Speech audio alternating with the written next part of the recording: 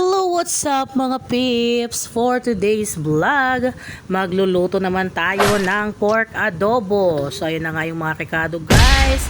Sibuyas, bawang, luya, magic sarap. Tadan! Nahiwa na natin ang mga sangkap nito. So ayun, ang main ingredients natin ay ang laman ng baboy. So ayun guys, pag nagluluto ako ng adobo, una kong iginigisa sa luya ang laman ng baboy para matanggal ang kanyang lansa. At syempre pagkatapos natin igisa ito, ilagay na natin ang bawang at saka ang sibuyas. So ayan, halu-haluin lang natin siya guys.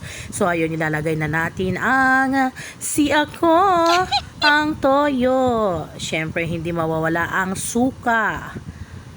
Yan, ang magic sarap para mas lalo pa itong sumarap. Paminta.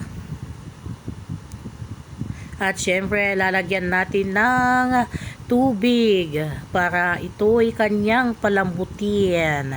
Diba? Pakuluin lang natin ito guys hanggang sa lumambot na ang laman ng baboy.